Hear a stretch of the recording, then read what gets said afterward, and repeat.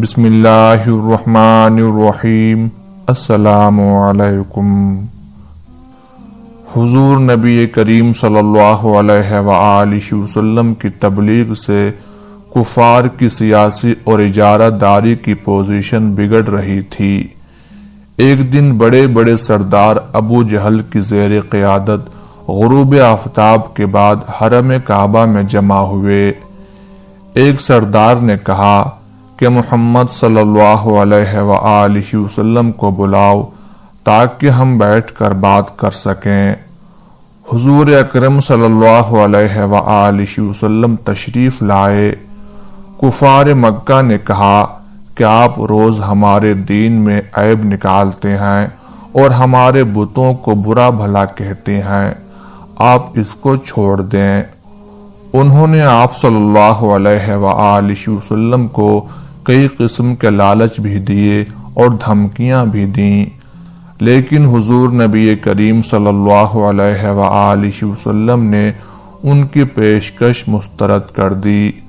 پھر وہ کہنے لگے، اچھا ایسا کریں، اللہ تعالیٰ سے دعا کریں کہ ہماری وادی سے پہاڑوں کو ہٹا دے، شام و عراق کی طرح یہاں دریا جاری ہو جائیں، ہمارے آباء و اجداد دوبارہ زندہ ہو جائیں، خاص طور پر قصی بن کلاب زندہ ہو کر آپ کی تصدیق کر دے۔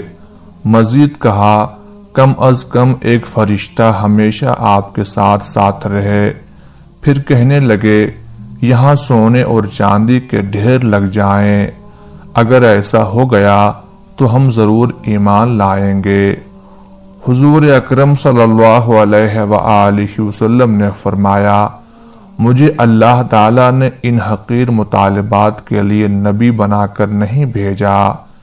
پھر وہ کہنے لگے کہ ہمیں پتہ چلا ہے کہ جس رحمان کی آپ باتیں کرتے ہیں، معاذ اللہ وہ تو یمامہ کا رہنے والا ایک شخص ہے جو آپ کو ساری باتیں سکھاتا ہے اور آپ وہی باتیں ہمیں سنا دیتے ہیں۔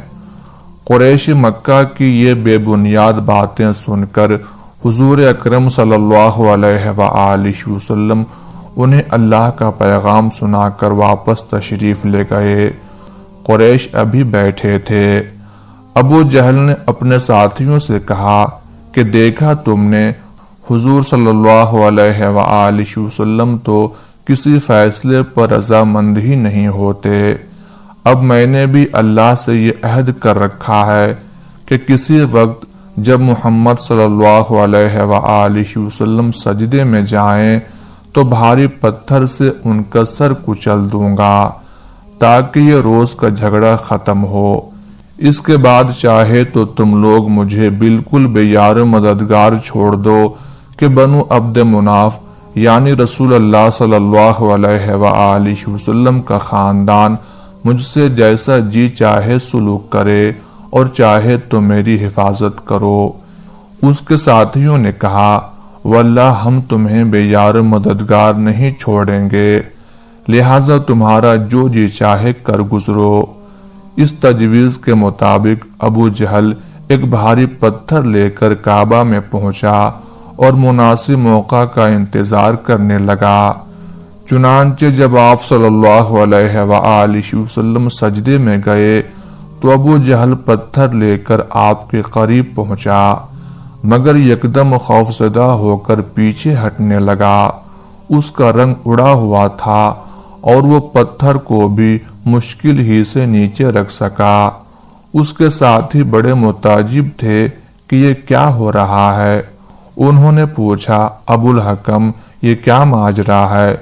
وہ کہنے لگا، جب میں محمد صلی اللہ علیہ وآلہ وسلم کی طرف بڑھ رہا تھا تو ایک بہت بڑا نر اونٹ مجھے نظر آیا۔ بخدا میں نے کسی اونٹ کی ایسی ڈراؤنی کھوپڑی گردن اور ایسے ڈراؤنے دانت کبھی نہیں دیکھے۔ وہ اونٹ مجھے نگل جانا چاہتا تھا اور میں نے مشکل سے پیچھے ہٹ کر اپنی جان بچائی۔